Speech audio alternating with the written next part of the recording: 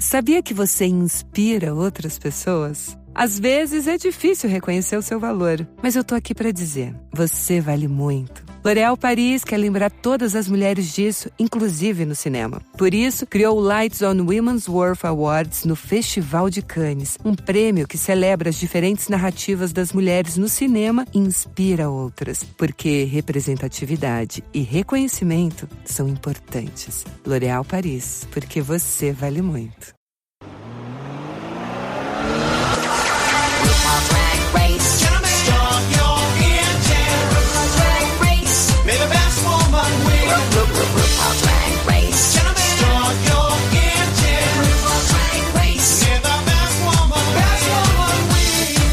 Welcome to the RuPaul's Drag Race Recap Show for All-Star Season 1, Episode 6, titled Grand Finale.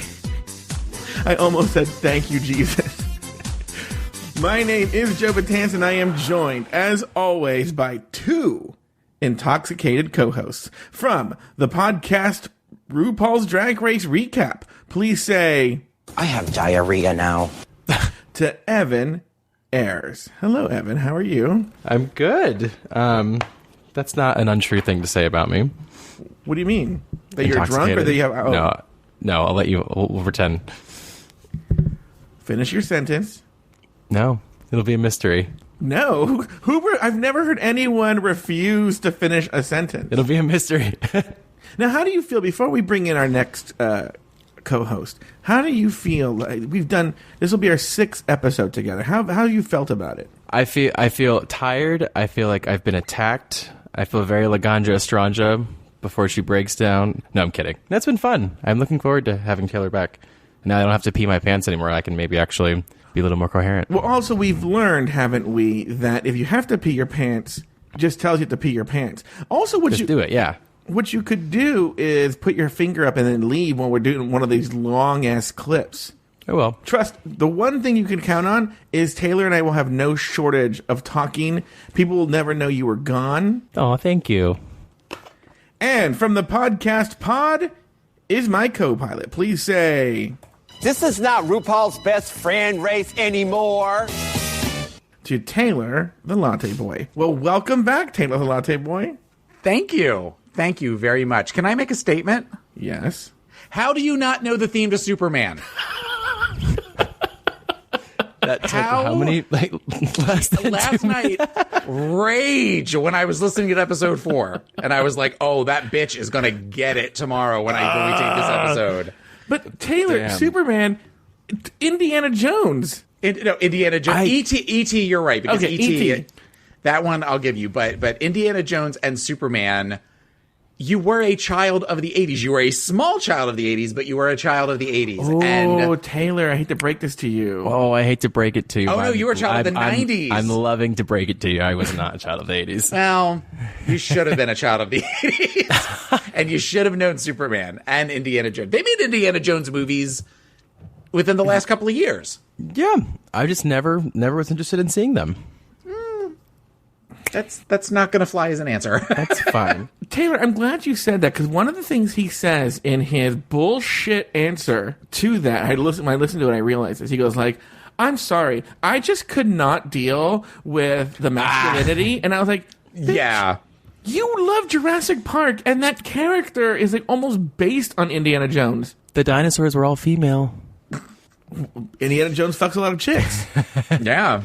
No, I was never into it. My brother would know everything about them. That just was never my thing. Superman was in a leotard, in a light blue leotard through the whole movie. Yeah, Superman is that. There's nothing. If that ever comes up when I'm at the gym, it makes me go up to 3.2 on the treadmill. Sorry. Ooh, wow. Yeah, like the wind. Oh, it's been a long time since I laughed on this podcast. It's funny that you guys were talking about this, because I saw Star Wars yesterday, and a huge part of Star Wars for me is John Williams' music, which they incorporate the old stuff a lot into this movie, just in little tiny parts. So as you were playing all of the different songs, it definitely brought back memories of all of those movies and everything. It was definitely a time on the show this last season that I was like, oh, I kind of wish I was there because of all just the emotional resonance I have with John Williams music. I legit got choked up when I was talking about that last shot of E.T. Yeah, there's a lot of John Williams. I go every year to go see John Williams, but like I said, it's sad now because he's old. He's not like, but he can't do the whole show anymore. Yeah, you know what is he not like? How old is that? He's in his 80s. Look, he's still pretty good in his 80s, but he's a tall man, which I feel the tall don't age well. Well, because they kind of get hook. Yeah. And no, but he used to do the whole show before. He'd do the first half and the second half, and now he just does like the second half, and he doesn't do as many encores as he used to.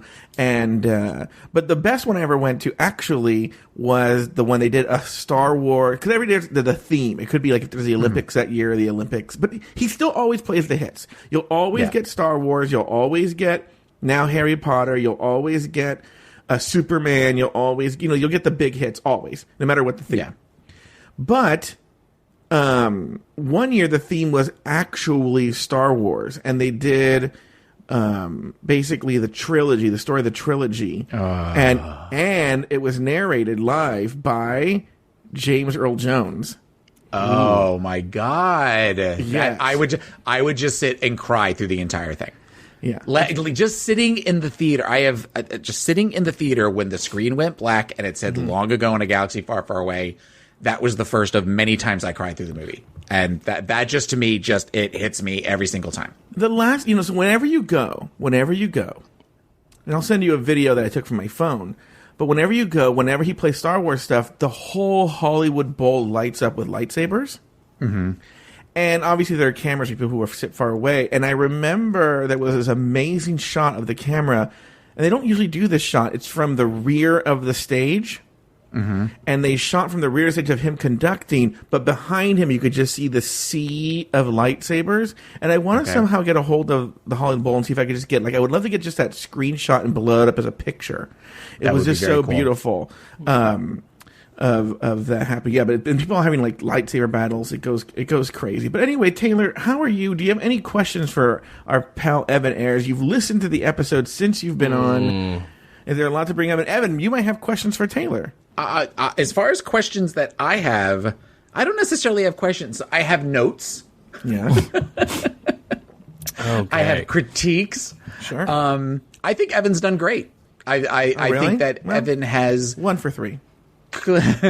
Clearly gotten more comfortable as the episodes have gone on.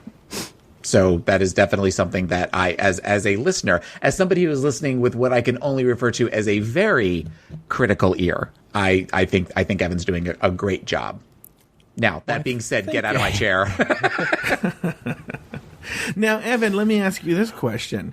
I do have a big question to ask you. Right before we recorded, the movie All About Eve came up, and it was asked if you knew what All About Eve was. Do you know what All About Eve is? Of course I do. It's a movie. Yes. And it stars Bette Davis, and she's it's Margot. Is it Channel or Channing? What's her last name? So he looked it up, Taylor. No, I did not. What is the famous line from It's All About Eve? Oh, wait a minute. What are you talking about if someone's not looking at the Wikipedia page? That's a good question, I'm not Taylor, looking at it. Because that wouldn't be at a glance on a Wikipedia page. I couldn't tell you the famous line. Oh, my God. What's funny is as a gay man, you know the line, but because... I probably do, yeah. Oh, yeah. But if you'd seen the movie, you would know that's the one line. Mm-hmm. Taylor, I'll give you the honor, Taylor. Fasten your seatbelts. It's going to be a bumpy night. Oh, that just sounds like something I would say on a Tuesday night, but okay. Well, you know what? Based on young gay guys' lives are not that different from a lot of scenes in All About Eve. From the aged, like Joe and myself. Yeah. You should see It's All About Eve. It's an amazing... You know what's so funny is... It's good. It's been a while, but it's good. Been a while, yeah. It's been 26 years. So, there are movies that I've seen that I didn't realize were iconic gay movies, especially in my youth. And I would stumble upon them and I would be like, oh, what is this movie? I love it. All About Eve is one of those movies. All About Eve, it was on. And I was like, I'm like, what is this shit, you know? And I looked and I was like, oh my God, this is the greatest movie. What is this movie? I love this movie. I love this movie. Same thing with my friend Chris comes from a Hollywood family, right? And so I knew his mom had been an actress. And one day I stumbled upon his mom's movie, Imitation of Life, with, because there's two Imitations of Life. There's the old one from like the 30s, and then there's one in the 50s with the one that killed her husband. Did I know this? That she's an Imitation of Life? Did I know this? I don't know. She was nominated for an Academy Award for it. Susan Conner. So I see Imitation of Life, and I go up to Chris. I must have been such an idiot. I say, Chris, you have to show this movie to gay people because they will love it. He goes, I hate to break it to you. They already know it. It is, oh my God, I think it's one of the best gay movies. What is her name? Imitation of Life is a great movie. The one with Mahalia Jackson where she sings at the funeral? Oh, yeah. The one with Mahalia Jackson when she sings at the funeral. Evan, what's the name of the actress from... She's so... I'm going to be so mad when I find out who it is. Her daughter had just killed her husband, Johnny Stompanato. In real life, by the way. Those are like movies. Oh, whoa. Is it Lana Turner? Lana Turner. Thank you. Okay. Thank you. Yes. Lana Turner stars in it. Chris's mom, Susan Conner, plays the half-black daughter. Okay. And, that movie is amazing. That should be homework for Evan. Watch Imitation of Life and All About Eve. The classics, Imitation of Life, All Pull About out my Eve. scroll of things to add, yeah. Can't Stop the Music with Bruce Jenner and the Village People. I've never seen Can't Stop the Music. Oh, God, it's horrible. It was on Netflix for a long time. I made my co-host on Pod as my co-pilot watch the first 3 minutes of it, which is pretty much just Bruce Jenner and Steve Guttenberg roller skating through 1970s New York. Steve Guttenberg was hot because it was even before like police academies. He was like 26. Yeah, but also it's known in Hollywood, but then you can see it sometimes. He has a gigantic penis. Like, I believe it. Ginormous. I believe it. Yeah. So anyway, also, we might as well talk about this now. Have either one of you seen Dragula? Taylor? I haven't seen it yet. I still haven't watched it. You and I watched the first season and used to talk about it privately, but my goal is at some point to watch the second season. I think season 2 is so much better than season 1. They should almost erase. It's almost like any of these drag shows have an embarrassing season 1. Well, there is a reason that you can't get season 1 on iTunes for Drag Race, so... Yeah, they should take it off YouTube. Season 2 is pretty good, actually. I'm a big fan. Yes, Evan, you have something to say. No, I was just saying it's definitely on my list of things to do. But I just what else is on your list of things to do besides register to vote and... pay my taxes. And replace the wheels in your wheelie shoes. Well, I have these trampoline shoes that I need to get restretched. Did you ever resized. have the wheelie shoes? I don't know when things happened in life. No, I never had the Heelys, but I did have I had the moon shoes though. What are those? They were literally like shoes that were mini trampolines, and you just like bought they were separate little springs, and they were just like bungee cords that you like that were like. But how did you walk around? For Joe and I, those would be called shoes.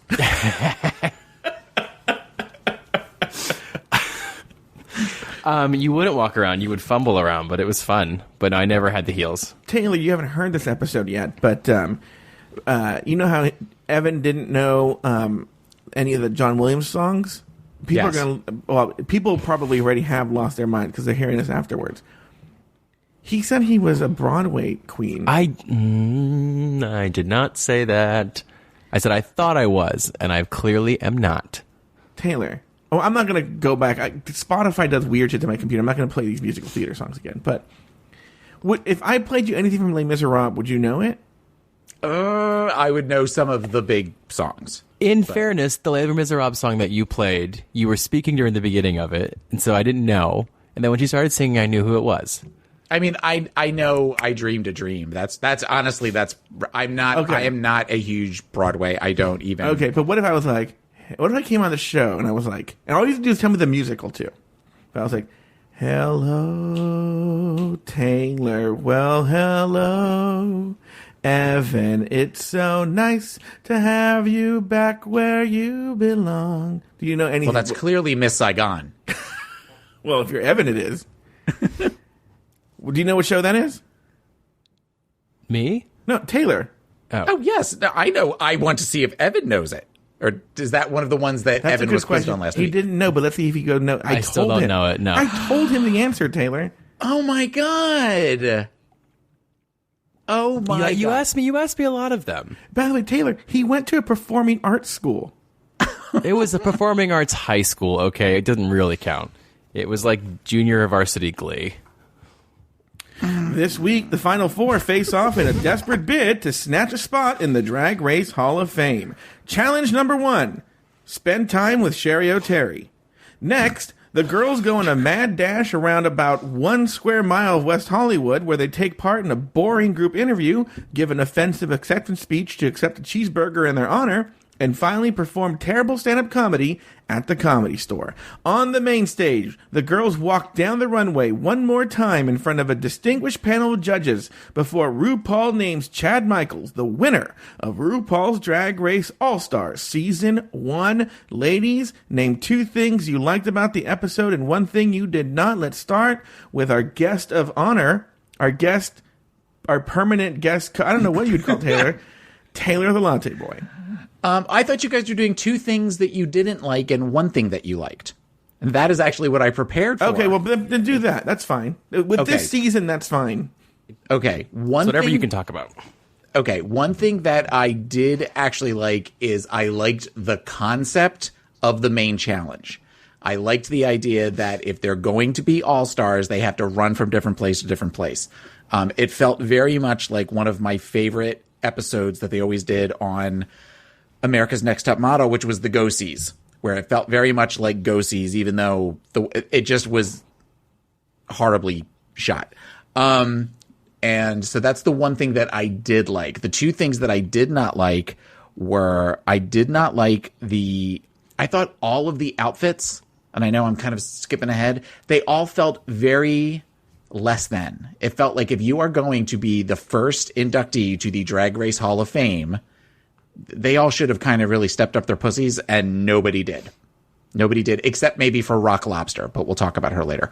The other thing that I did not like, I hate this song that is associated with this season, the Responsitranity or whatever. I have that written down. It's horrible, and it just. So the fact that they had to lip sync to this, even Babalu under his breath was like, "This was a horrible song." I'm like, "Yep, it is," and you never heard them bring it back for anything ever again. So those would be my answers. Evan, what can you tell us? You took the words out of my mouth about liking the challenge in theory, because it was very much like a go-see / kind of what maybe like a successful drag queen in WeHo would be like for a day in the life, I guess, if they had several gigs. Again, poorly executed. I did like Rue's looks, and I'm going to mention a little bit later about how I do think this is the best that she's ever looked throughout this season. And then 1 thing that I also did like, I liked that it was the end. And I did not love that there were guest judges for the finale judging. Like, what an awkward thing to be sitting on, I feel like. I don't know, like, who was that one? Who was the Rebel Wilson or the big one? Beth Ditto? Was that Beth Ditto? I don't know who she is either, Taylor. I don't know why. Is the lead singer of a group, Gossip, which is kind of like a punk dance group from about 7-8 years ago. And she has an album out that just came out this last year that's actually really good, but she released an EP probably about 4 or 5 years ago, a solo EP that had very dancey punks to it. She had a song called I Wrote the Book, and the video is very much an homage to Justify My Love. And she's not Meghan Trainor. No, she is not Meghan Trainor. She's not Rebel Wilson. No. She's not Miss Piggy. She's kind of cool. Well, no. So I recognize her face, but I feel like she should have been a guest judge on the girl group episode. Then, like, it just made no sense that she was there right for this last. It was very, very odd to me. Yeah, I would agree with that. That I think it should have. But really, at that point, they didn't have Carson, they didn't have Todrick, they didn't have anybody like that. It was really just the 3. So it kind of makes sense that they need more people to sort of talk things up. Also, is this Santino's last season? No, season 6 is... Six is, that's right, okay. Yeah. We talked about that on season 6. Yeah, you know the season you listened to, Evan? Yeah. I'm And also, it was the last thing that was talked about. One of the last things that was talked about in season 6. So it should have been fresh in your mind. So in my mind, this is the last time I have to talk about Santino because he's no longer in future seasons. Let me make an amendment there. I love how you purposely said on episode 1, just be nice to him because it's his first time. And now we're both just tag teaming on this poor guy. Nope. Yeah. Shut up. Let us do the talking, Evan. Fine, I'm going to sit here and drink my cheap red wine. Shut up. Get out of my chair. I cannot think of one thing that I liked in this episode. I have 2 things I didn't like. I hated this fucking goddamn comedy challenge. It's awful. And I don't know, Taylor, what did you think of my Dustin Lance Black rant? Your Dustin Lance Black thing. Well, you and I have kind of talked privately about Dustin Lance Black, but it was really, really good. And the fact that you kept coming back to it. No, you would not let it go. Every time. So, and I love the fact that you think that he's your nemesis. That to me, that there is a Lex Luthor out in Hollywood somewhere. Dustin Lance Black would not recognize me from a hole in the wall. Yes. You ruined Tom Daly's Instagram for me. I can't look at it without thinking about him. Oh, I'll get through. And you looking at Tom Daly's Instagram because he doesn't do it for me. And Tom Daly's super cute. He's super cute. He's very cute. Right? You would think he would. Where were you guys when he came out officially? I can tell you, I was taking an exam in college, and I had 13 text messages during it. I thought it was an emergency, and it was just my friends be like, ah. Did he need to come out? I thought it was pretty obvious he was gay. Well, he did this little YouTube video where it was he kind of came out but not really. Well, he started his bi. He's like maybe the person I'm with is a guy. We're like, oh really? Dustin Lance Black, sweet guy. Oh, he can go fuck himself.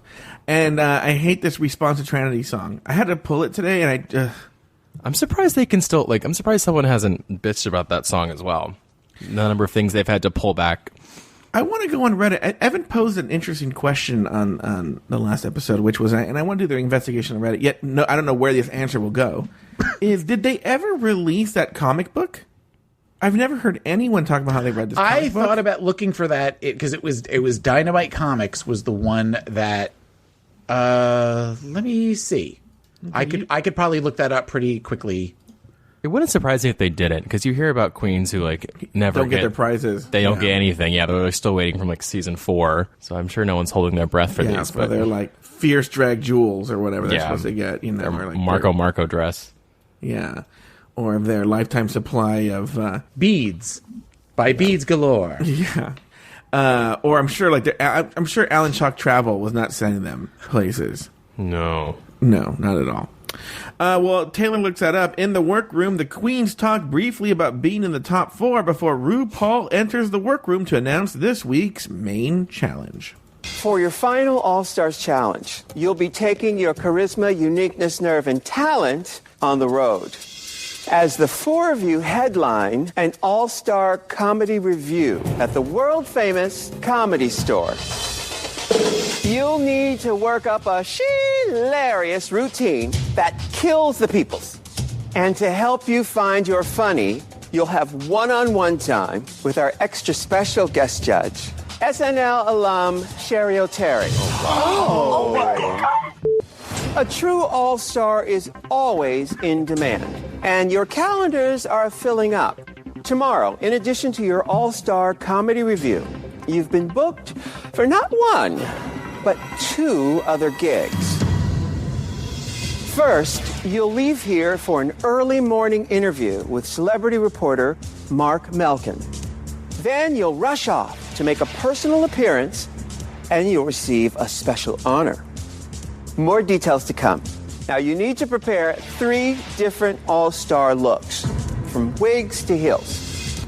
And you'll be racing to each location in dragmobiles, unsafe at any speed. Gentlemen, start your engines, and may the best woman win. Yes. Thank you. Immediately, the girls are ushered one at a time to meet with Sherry O'Terry. She gives the girls advice to improve their stand-up comedy routines, and she was particularly critical of Chanel's first take at her routine, I guess is what you'd say. Hey, y'all, how's everybody feeling there tonight? All right, I am a 32-year-old white man, and I am living in a black woman's body, baby. I drink wine, I smoke cigarettes. No, we don't like that. You said I'm a black woman and I smoke and I drink. I don't think it's a fair stereotype. That's why I said I'm a white man who smokes and drinks, but that I'm also trapped in a black woman's body. I wasn't ever trying to convey that black women smoke and drink. Oh, that's what it sounded like. You want to make sure if you are going to go where, something with race, you're not offensive. Okay. Evan, any thoughts about Sherry O'Terry? Well, first, no, not about Sherry O'Terry yet, but in defense of Chanel, excuse me, I don't feel like, when you're like kind of stressed and you aren't really yourself, I feel like she hasn't been double booked in a long time. So that's maybe she was a little off. That was terrible. I don't mind. I feel like you guys are like not happy with, but what's your beef with Sherry O'Terry? I used to love Sherry O'Terry, and I actually wrote on there, I just wrote Sherry O'Terry because that's really all I had to say. But just the fact that she was a big person on SNL and just kind of disappeared when she left the series. So I find that kind of interesting. Whereas other ones that have left, you at least see them in, where you see them in other movies or you see them on TV shows, and it feels like you don't ever see her anymore. I haven't seen anything that she's done since. I'm sure she has, aside from Drag Race All Stars episode 6, but I don't know. Any other thoughts on Sherry O'Terry, Evan? No. Taylor the Latte Boy. Well, okay, I wrote notes feverishly in the dark while I was watching the episode, and I wrote, Chanel, I said it, no, I didn't. Where he he pretty much said, well, that's not what I said. But if you go back 20 seconds on the show, that's exactly what he said. Donald Trumped it. I'm a white man trapped in a black woman's body. I smoke and I drink. So, but then he said, well, that's not what I said. Bitch, that is what you said. Also, they call her out for this later on, but she's not black. So she got it back. She got it backwards. She's like, oh God. Yeah. And listening to it now, the audio, I realize that is correct. When he said the joke, I'm a white man trapped in a black woman's butt. No. That implies that, no, that Latrice Royale could say that. It's still not true, but no. And when she says that, where Sherry says the thing of, if we're going to go through race, we can't, what is it that she says? Yeah, if we go through it's going to be about race. It shouldn't. If it's going to be about race, it can't be offensive. That's half the fun of talking about race. Yeah. Look, don't get. Now you're gonna get me started on my Sherry O'Terry rant. Okay. One, is it your Sherry O'Terry? Go on. Oh, that was bad. Sorry. Remember what I said about improving with every episode? I know. My bad jokes are never going away. This is who I am. What's your thing with Sherry O'Terry? This is what I've been doing with... You know what? Maybe I'd rather have Sherry O'Terry right now. Anyway, let's start... And by the way, the first thing I'm going to say, I don't blame Sherry O'Terry for this part. I'm sure she was pissed when this happened. Sherry O'Terry is not, and I don't think has ever been, a stand-up comedian. She is a sketch, and I don't even know if she does improv. She's a sketch comic, which is a whole other different art form. And we're gonna fucking talk about art forms today. But I'm not ready for this rant yet. We'll get to this rant later. But she's a sketch comic, and that's a different skill set than stand-up comedy. Totally respectable skill set. No different from stand-up comedy, just a different skill set. Okay? So I'm sure she shows up and they're like, oh, by the way, we're going to have you rehearse with the girls stand-up comedy. And she's like, oh, what? What? 1. 2, and you can see it because stand-up comedy, you can totally talk about race, and it's okay to be offensive when you're doing stand-up comedy as long as you're funny. Right. That's the rule. You can be as offensive as you want to be as long as you're funny. Now, Chanel wasn't funny, but you can be offensive. Now, I've never heard this. I've never even heard a stereotype that black women like to smoke and drink. So I wouldn't even know how to be offended. I've never even heard that. It's like saying like, yeah, I'm a Mexican. You know how us Mexicans are. We like to drive Toyota pickup trucks and deposit money into banks. And you're like, what? I've never heard those stereotypes before. So that's a weird stereotype. 3, and I was going to talk about this later, but I'll talk about this now. This fucking bitch, Sherry O'Terry, she's like, if you're going to talk about race, don't be offensive. And then I see this Chad Michaels get up and talk about he gets his plastic surgery done in TJ. And he's using all these Latino, like, he calls them Bandito and Pepe, and like how it's shitty plastic surgery. That's offensive. Is it though?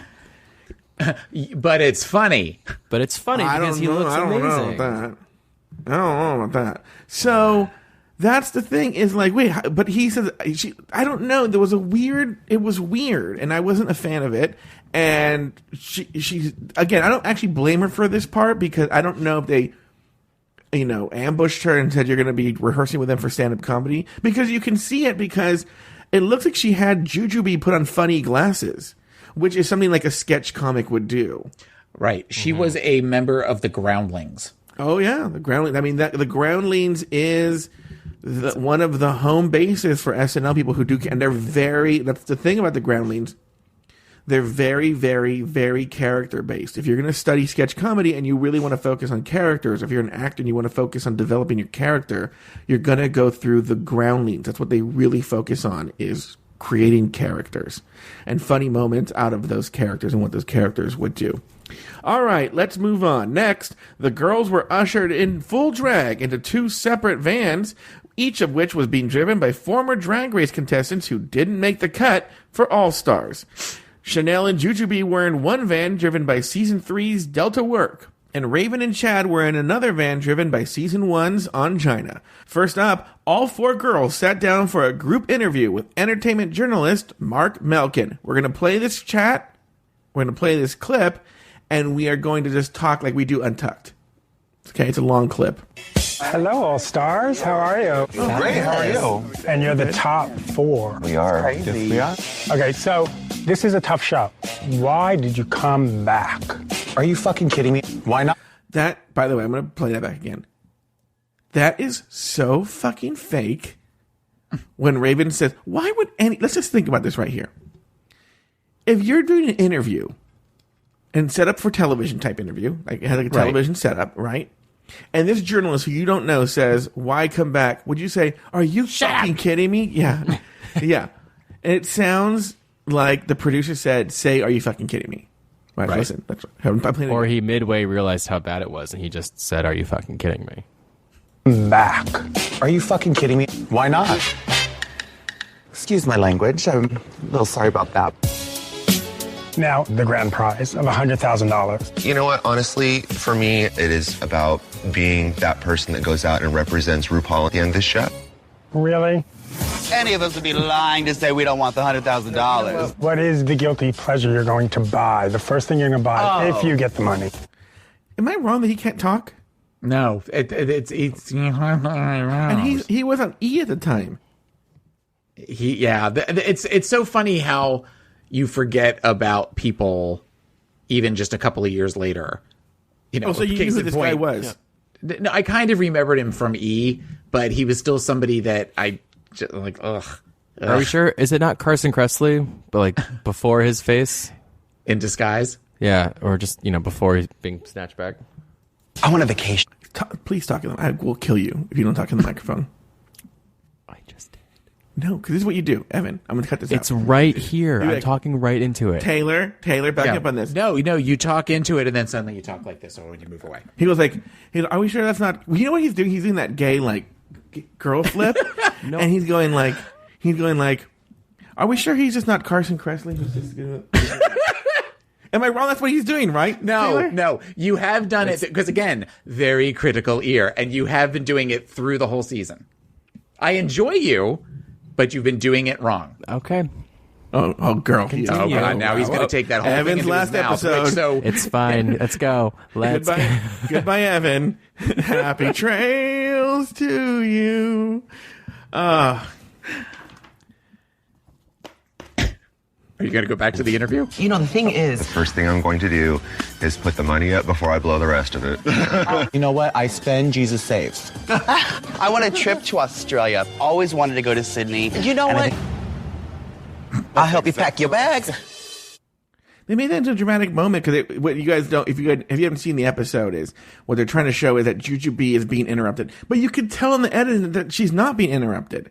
Right? Like they're cutting it so that she's interrupted, but she really isn't. It's like they were like practicing for how they wanted to edit Untucked for seasons 5 and 6. Like this is like their tester. You're right. Actually, you're right. It's the same sort of like shenanigans. Mm-hmm. Who are some of your celebrity inspirations? I was told I look like Kris Jenner. I was thinking the same thing. I'm a little more old school. I love the Joan Crawfords and the Betty Davises. The women of yesteryear had so much to them, and I loved the fashions and the glamour and the glitz and cinched waists and peplums. I think that's it then. Good luck. Thank you. Appreciate it. Bye-bye. Boring interview. By the way, Chanel, like that's what she loves, old time Hollywood. Yet she dresses like a 1970s New Jersey housewife. Yes, Taylor, you have something to say? One thing that I wrote about this, and it kind of speaks to this whole part of it, but Raven's day makeup is awful, terrifying. It's awful. It's terrifying in HD. It's just we'll speak later to all sorts of things Raven, but in particular she just looked really just like coffee grounds. I mean, that's like how she kind of conjured. She should change her name to Shaven. She needs to shave. Boo. Yeah. None of them necessarily looked great, with the possible exception of Chad Michaels, but it was not the best for Raven. Evan, yes? I just realized that you just made me understand that there's a read Naomi Smalls has for Bob the Drag Queen that she says there's not much you can do with coffee grounds and gasoline. And that's totally what she's talking about. Thank you for that. You're welcome. What's the gasoline part? Oh, I don't know, but I know I've got to start though. I've got a base. It was a joke that Naomi made during the reading challenge. It was a read, for yeah. season 8. She goes, I understand the way you look this. Yeah. Oh, you guys have good memories. Next, the girls had to race in their separate vans to Hamburger Mary's in West Hollywood to participate in a ceremony in each of their honor. There, they each received a key to the city of West Hollywood, along with a cheeseburger named in their honor. What a privilege it is for me to have my very own signature hamburger that will now be available at all 12 of the Hamburger Mary's locations throughout the entire nation. Let me tell you a little bit about my meat, ladies and gentlemen. It is a half pound of our free-range organic ground beef, A seared slice of Granny Smith apple dipped in honey. I love honey. Mary herself melts on top hot pepper jack cheese. Ooh with me. Just when you thought you couldn't handle any more, there's one more ingredient. Pesto sauce slapped right between both of those buns. And now I can officially say that you can fucking eat me. Okay, I'm gonna replay something right now. I didn't pull this clip. It's way later in the show. Michelle is talking to Chad, and she says, "You were so..." I can't remember what the word she uses, but it's gracious, gracious and dignified at your ceremony. And meanwhile, the mayor of West Hollywood is there, and this is what Chad said. Miss Gracious, dignified Chad says, "Eat my meat." That you can fucking eat me. You were so gracious. Is that all supposed to be, did they all have the same burger? No. They each had different burgers. Okay, because when they're describing it, I'm like, that sounds disgusting. Each burger sounded gross. And I went to the Hamburger Mary's website, and none of those burgers is available. Right. Taylor, you have an update for us on the comic book? Wait, Oh, you guys cut out for a second. Okay. Rude. I have looked. Taylor and I can hear each other just fine. Well. Evan, adults are talking, Evan. Adults are talking. Yeah. Sorry, I'm going to sip my... Evan, are your feelings hurt? I haven't felt emotions in about 6 years. We're good. He's been primed for this job. I am curious, though. Have you had a Hamburger Mary burger before? Oh, don't get me fucking started on this bit. Do not get me started on this. Well, in line with, did they make the comics? Did they actually make these burgers? I'm assuming they really did, probably for a time when the episode came out. Yeah. But I've never, they're not on the menu now. But that Hamburger Mary, now, Taylor, you've been to the one right there by you, right? Yes, there's one in St. Petersburg, about 10 minutes from my house. And have you eaten there? One time. And what were your twice. thoughts? No, I've eaten there twice because they did a drag queen bingo benefit for us, so I went to that. And what were your thoughts? Way overpriced and not that good. It's fun. It's like Chili's. Yes. I love Chili's, though. Oh, and that's like, you don't eat Hamburger Marys and go, this is disgusting, right? No. But Chili's is what, like $10 for a burger? I don't know how much Chili's. A little bit more than that, probably. Yeah, okay. But in West Hollywood, I think it like the burger. Did he just shrug his shoulders? No, that's not. I would pay that. I've had a. Okay. Go on. Wait, Evan, how much is you go to Chili's? How much is a burger at Chili's? I think it's $12.47 or something. That's a very specific. That's a very specific price. Fuck charges 47 cents with a burger. I don't know. I have no idea. Evan, look up the prices at your local Chili's. But what I'm saying though is, Hamburger Mary's is more money than that. So you're paying extra money so they can have stupid double entendres in the description of the burger, you know. And you can have a sad drag queen on a Wednesday night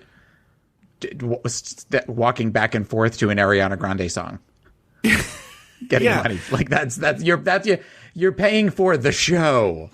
Yeah, you can have a drag queen bug the shit out of you while you're trying to eat your overpriced chicken nuggets. Evan, do you have something to say? Yeah, I was going to speak about. I went to a drag brunch on Saturday this weekend, and I really appreciated it because at this venue, it was this little like dinky hole in the wall, and the drag queens went away when it was food time. Like they purposely like waited for your food to come out, and they left you alone for like 20 minutes. That's smart because I've been to drag brunches before where I've literally had like they sit down with you and they try to like little mess with you. I've had drag queens like eat my food before. That's not okay. Has this ever happened to you before? No. I've never been to a drag brunch. Do we look like people that would allow other people to eat our food off our plates? So to review, Joe's idea of hell is eating in a Hamburger Mary's being served by Dustin Lance Black while Sherry O'Terry does a comedy show during a drag bingo. And Evan starts a sentence and doesn't finish it. Not in the mic. I was going to say away from the mic. By the way, this would be a great time to welcome our new sponsor, Hamburger Mary's, to the show. Evan, how angry are you? Be honest. Are you really mad? About what? Oh, you guys, I'm not really mad. Don't worry. Notice how much quieter he is. If I was really mad, I would... Well, I'm not quiet. I'm letting you guys have your moment. It's cute watching the elderly play. Oh. I'm actually all right. It's like the dementia ward where they have them where they throw the ball to them. It's the exact same thing. I think I can count this for my community service, so I'm just... Finally, the girls had to rush to the Comedy Store to perform in a 5-minute stand-up routine in front of a live audience. First up, Jujubee. So first things first, right? I was born a drag queen, and the afterbirth was glitter. When I came out, I had a MAC lip gloss in one hand. The other one was a jazz hand. Everybody do a jazz hand with me, darling. Woo! So basically, I pop out, and they named me Airline. I mean, my parents must have been on some good shit. The funniest part about my name really is that my grandma can't say it. Picture this, okay? Old Asian lady. Titties down to here. Aileen, I come home and all I see, wigs, underwear, panty, RuPaul CD. I don't know what is going on with your hips. Are you gay? What kind of?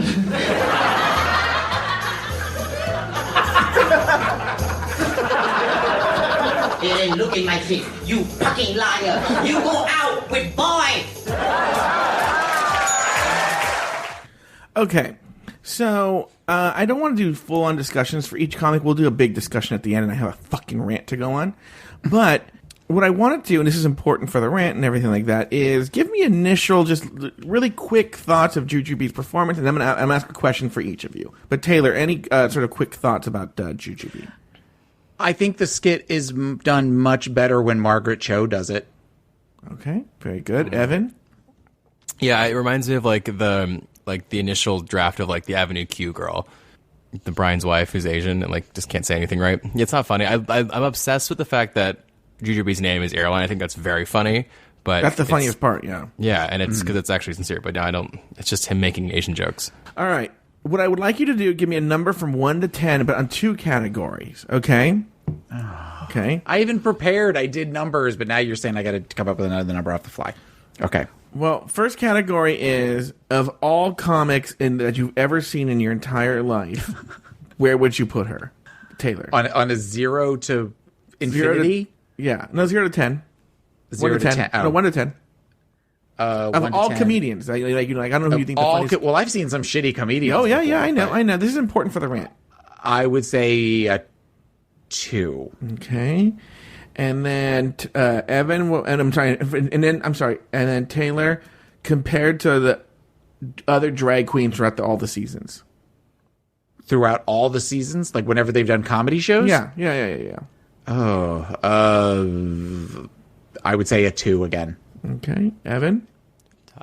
So compared to other comedians, I'll give it a 3. To other drag queen performances throughout the show, I'll give it a United Airlines 6. Okay. All right, here we go. Next up, Chad Michaels. How's everybody doing? Thank you. I am from San Diego, California, the meth capital of the world, and I'm really happy to be here, ladies and gentlemen. So, I'm 41 years old, and I am a self-proclaimed drag cougar. I have resorted to plastic surgery to maintain my looks. And as I said, I'm from San Diego, which is only a short 20-minute drive from the finest surgeons that Tijuana has to offer. Don't think for 1 minute that I have not taken advantage of those Fiesta Day blowout deals on silicone. Fill them up, Pepe, honey. And my doctor, Dr. Bendito, finally gave me cheeks that I can see. Literally, I can see them. It is very distracting, but it's a rough road.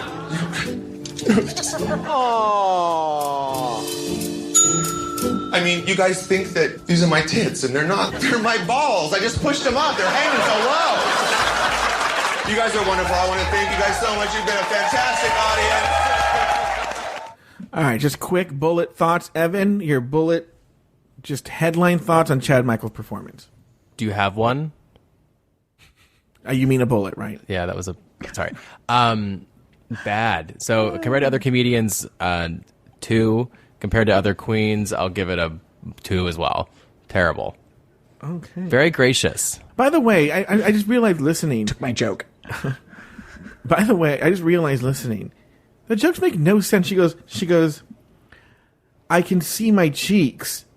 Oh, no, she gave me cheeks that I can see. No, literally, I can see my cheeks. What other way would you interpret that line? Well, maybe because she had very flat cheeks, so they were more plump. Yeah, they're or something. poofy. And then she starts crying, and she says, you only care about my tits, but those are only my balls. Why would you be crying? I don't understand why you'd be crying.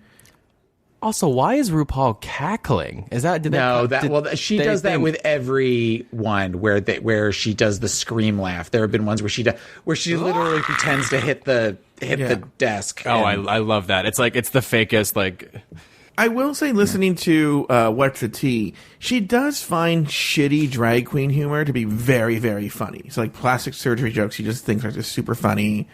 She finds that stuff very funny, I think, genuinely. But okay, Taylor, your sort of quick take on Chad Michaels. I actually thought of all of them, I liked hers the best. That's not saying much. I thought that she seemed the most comfortable with the microphone.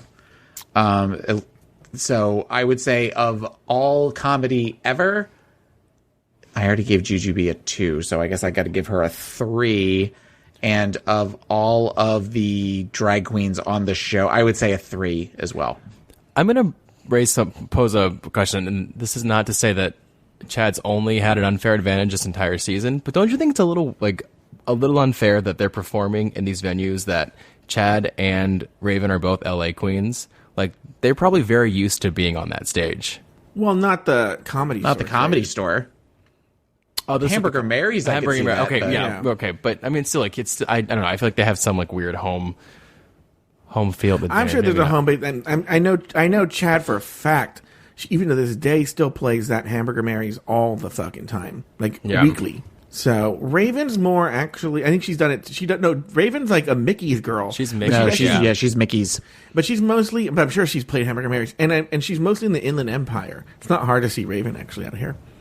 Okay, next up, Raven. Hi, everybody. Well, I apologize first of all for my outfit. It's laundry day. And that's probably why I'm single. You know, I do have relationships, and they usually last a couple hours. My relationships usually end unconventionally, either last call, security flashes their light in your car, or the warden comes and tells you you've been released. Anyone been to jail in here? Prostitution, right? So I go to jail, and I met the man of my dreams. And it is true love. This was a 25-hour relationship. I never got his name, because who cares? So I'm going to call him Anthony. Because I like that name. And when you get drunk, it sounds like it should be pronounced Anthony. So we meet in the same cell. So we already were off to a good start. I'm feeling him, and he's trying to feel on me. And I told him, look, you want to feel on me, you better get me a drink. That's how I usually do it. That's how I was going to do it up in jail. So he decides to take me over to his bunk, and he sleeps on the top, so match made in heaven. And then the warden came and took me and said, you got to go home. So what did I do? I looked at him and said, peace out, bitch, I got to go.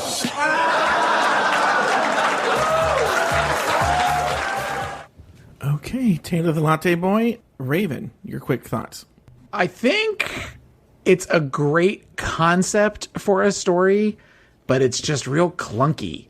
Yeah. It's just there's lots of places where she got close to the joke and then almost got not fumbled on her words, but just it didn't flow. It didn't flow the way that I thought it should have. Okay, so as far as the I would say 2-3. Oh, you're saying 2 for all. 2 and then 3 2 for all. Queens. Okay, and then 3 for queens on the show. All right, Evan. Oh, by the way, I want to jump in here for a second. I forgot to mention something. In the Chad Michaels comedy bit, she gets dinged for running the light. Right. She technically didn't run the light. She was still in the middle of the joke. Yeah, when you get the light, they mean finish your joke and then that's it. Running the light is like you finish a joke and then you do another joke. And you do more, but if you're in a joke, they're not expecting you to be like, you get the light and just walk off stage, right? And they would never expect someone to time their act perfectly to like when the light comes on. It's like when the ball's in the air and the clock stops. Yeah, and then it goes in the thingy. Yeah, perfect analogy, Evan. Yeah, and you brought in sports. Why are you talking about racquetball? I was talking about bocce. I don't know what you're talking about. Oh. See, I'm not familiar with that form of bocce. I'm more familiar with the classic form of bocce. Not these crazy new bocce rules that you kids come up with. We actually pronounce it busse, but that's a different story. Wow! Do you all ride around in the big wheeled bicycle with your handlebar mustaches and play busse? No, but we do rent golf carts, and we have signs that say busse, but I hate that word, by the way. I can't believe I just said that. Oh, I hate bussy. I say that sometimes to freak out my husband. Oh, I'll just walk past him and go, bussy, and he's just like, ah! He makes a face.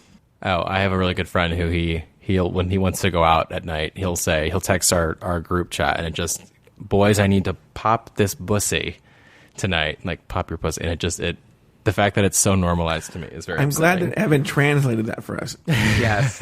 Guys, I wasn't sure what he meant by that. He meant pussy, but he said bussy. It's boy pussy. Evan. Evan. I thought Raven. Well, yes. Go ahead. Give me your score. I thought Raven was very funny. Really? I thought it was. I actually laughed a little bit. Yeah. I think the only thing I think that she took. What was her cherry top or cherry or terry? I thought she took her critique and she actually like worked on it very well. And I thought compared to other queens, it was maybe a 5 or 6. Put this in like compared to like Pheromone in the RuPaul roast, like she did pretty well. Compared to other comedians, it's like a 4 or 5. She did that last joke like wasn't funny enough for me. It could have been really funny, but it was not.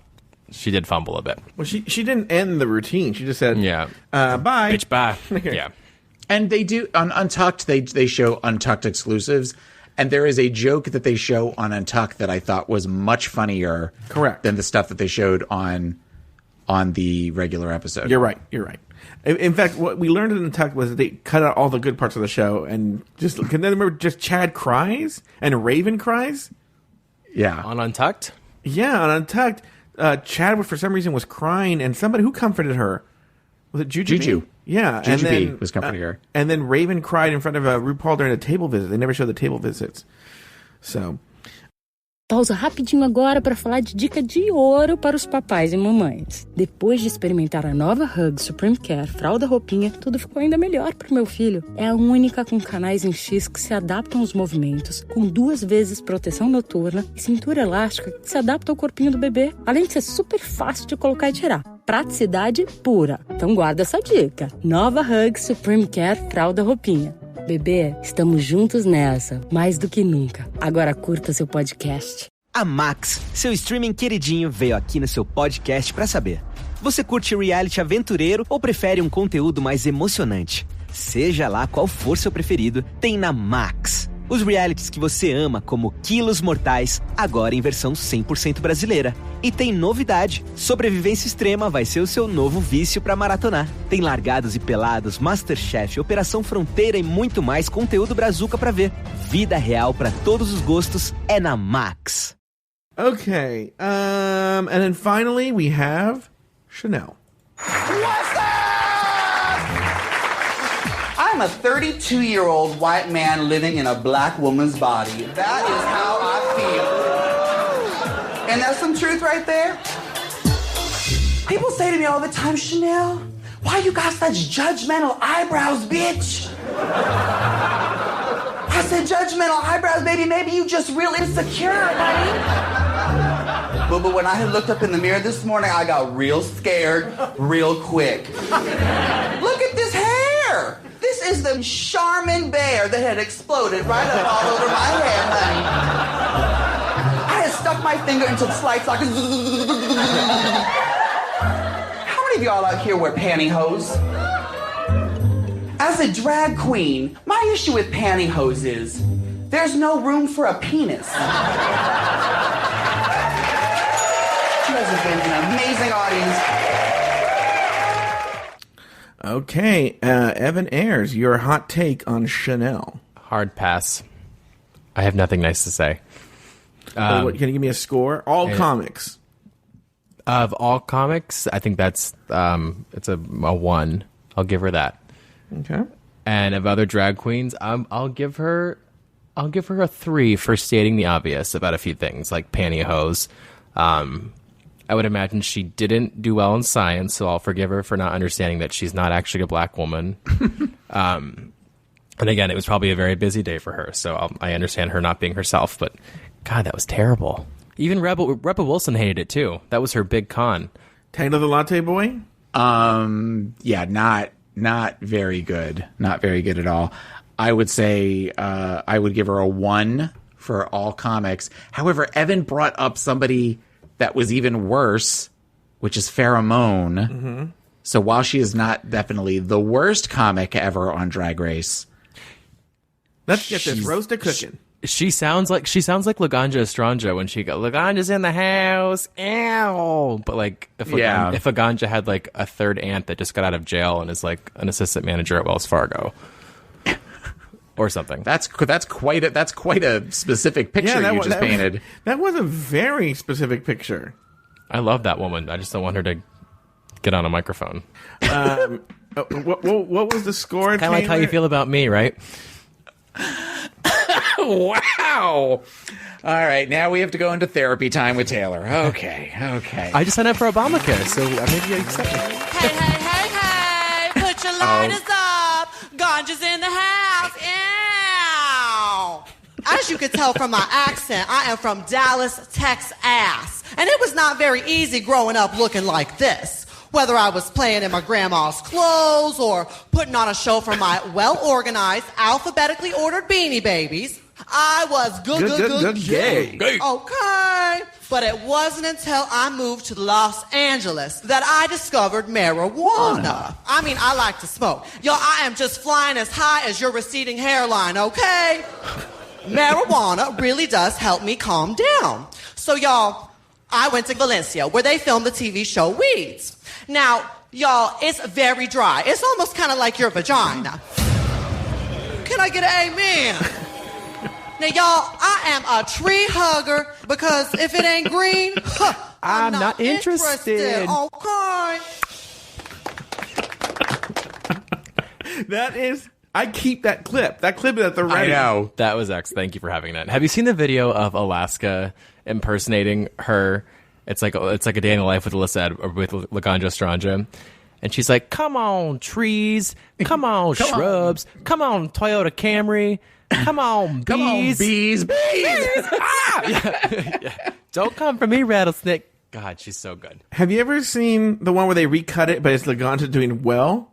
Oh, yeah, I love that. You've talked about this. Yeah. That's so good, yeah. That's so good. Okay, so where does she compare to other drag queens? So to review, Chanel sucked. But where does she compare to other drag queens, Taylor? I would put her at a 1, but if it weren't for Pheromone, she may go in 0 territory. Okay.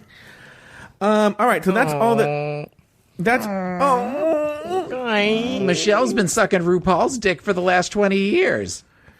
Michelle massages his breasts. Wait, who says that about her breasts? Pheromone. Oh, does she?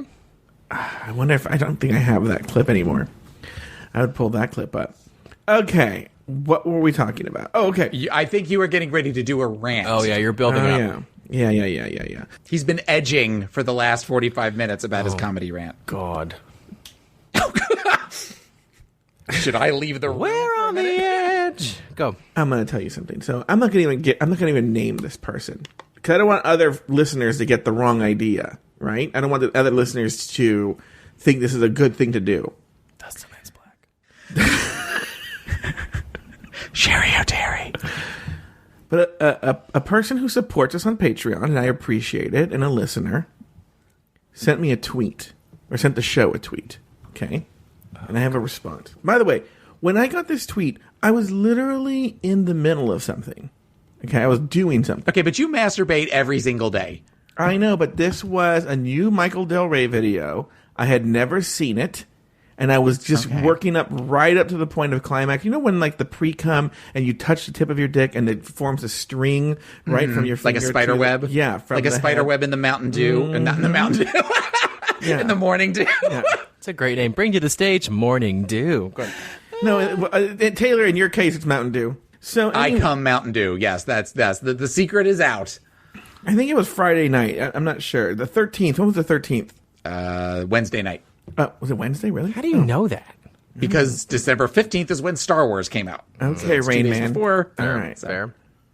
So, I'm in the middle of something. I'm in my like juggling. And I get this tweet. I get the alert. Let me see both hands. Both hands. It says, at Joe Betance, I love you and I support you on Patreon, but when you said Trixie and Katya are just funny for drag queens and don't stack up to the Eric Andre show... Bitch, no. That's very condescending. Okay. You know what? Fair point. I'm sure Evan agrees with that. Go ahead, Evan. It's very condescending. It's almost like condensation. I know this is bad. Go on. It's not funny. You're not allowed to talk for the next 10 minutes. Okay, bye. Then I write, because I'm like, someone's just called me condescending. Someone's, leveled a charge against me. So I stop what I'm doing, and I say, how is it condescending? My point wasn't that Eric Andre is necessarily funnier. Funny is a matter of taste. My point was that they didn't invent absurd humor. I have to disagree about the condescension. Okay? Mm-hmm. Then this person writes, in quotes, funny for drag queens, ? That's in quotes. He goes, that's like saying about a female comic, oh, she's funny for a woman. Okay? Then I wrote, because then I'm like, you know what? I have a response, and I'm going to deliver this response. Okay? I have to disagree on that one. Faulty logic. Look, you like Trixie and Katya. That's great. There are hundreds of thousands of people who agree with you. I support that. Twitter affords me neither the space nor the energy to explore this any further. Okay? To which he writes, wow. Today I learned Joe Betance is super sensitive. Won't bother you again. Don't worry. Okay? And I say, I'm literally 0% offended. It's just a long conversation that's hard to have on Twitter, and I'm in the middle of something right now and can't devote the time and space it deserves. And he writes, all the best. Okay. Here's the response. You're not born a fucking drag queen. Okay? You're born a woman.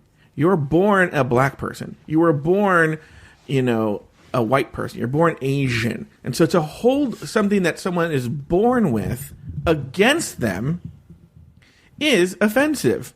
Okay? Because you're saying no matter what you do, you can never be better than that because of something that's inherently wrong or weak about you.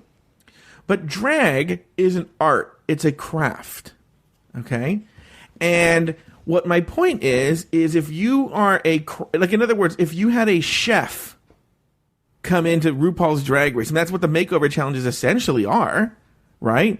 They're good drag queens for little people. They're good drag queens for people who are in the military. They're if you had a chef go on RuPaul's Drag Race, he's a good stand-up comic for a chef, or a good drag queen for a chef. It's taking someone who that's not what they do, and they're trying some other craft, and you're judging their abilities based on the area of focus that they're in. You could even use it with stand-up comics and podcasting. Oh, he's funny for a podcaster.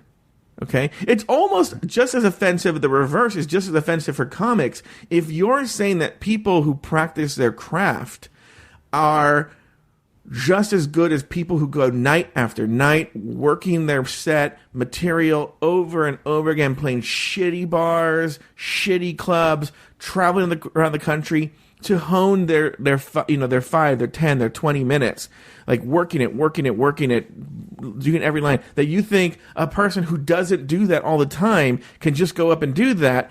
It's wrong, and it's sort of offensive to their craft, just as you would say, if I just threw on a cheap wig and a dress and go like, oh, well, would you say he's just as good as RuPaul? No, but you might say if I did that on amateur drag night, oh, he's pretty good for a comic that he's doing drag.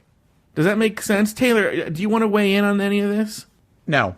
I don't have anything. I don't have anything to add. I think what you're saying is true. We've talked about the fact that, when you listen to Bianca Del Rio does a lot of jokes that are you can kind of see them coming. Mm-hmm. You can definitely see where they're coming from, and she is very much of that Don Rickles, Joan Rivers, yuck yuck yuck. She's probably got an actual Rolodex of all of these jokes that she knows that she can go through.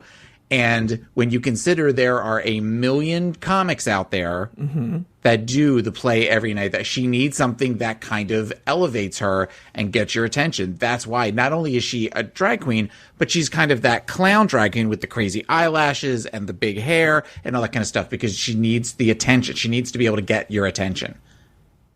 Am I helping your argument? No, you're right. You're right. You're making a very good point. So I remember you said that on season 6. You said, she wouldn't get as much attention had she not had the drag queen angle for her.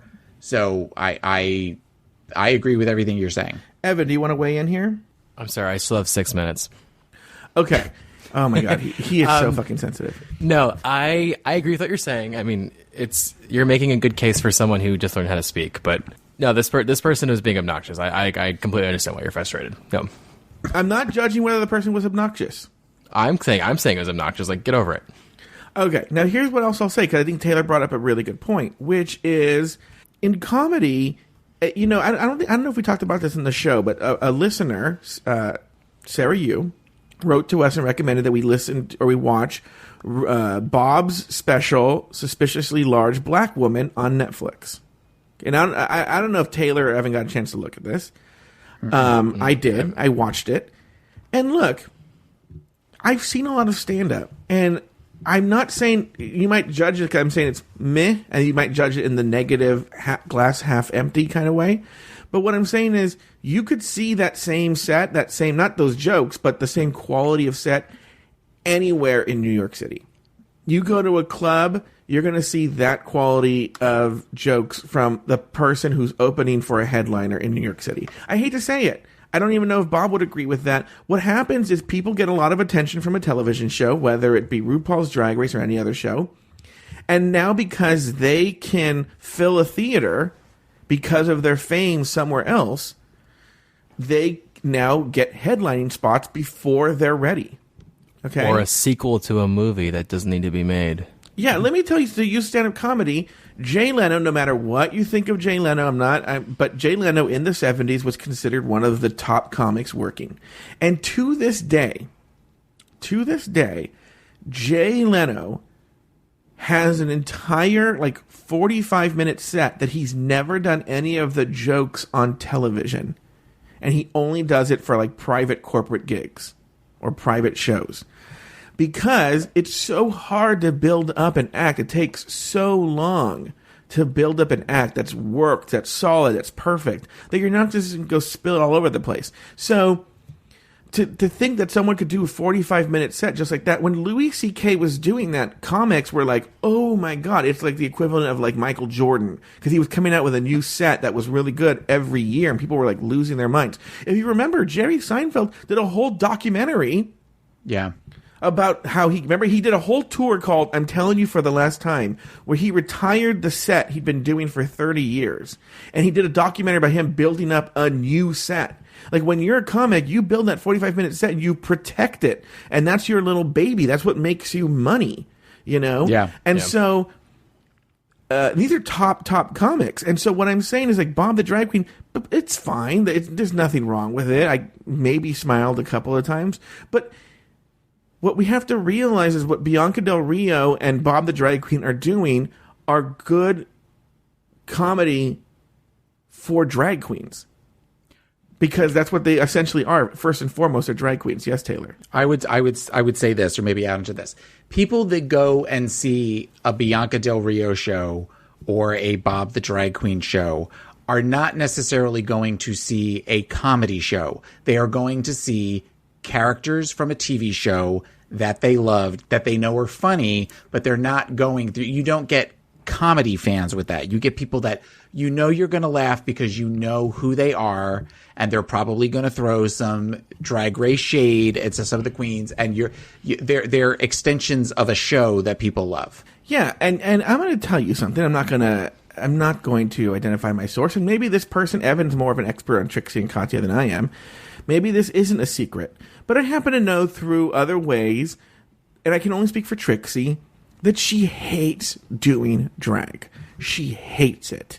She cannot stand it. And she feels trapped by the character of Trixie Mattel. She wishes she could be Brian singing her country songs, or Brian being a comedian.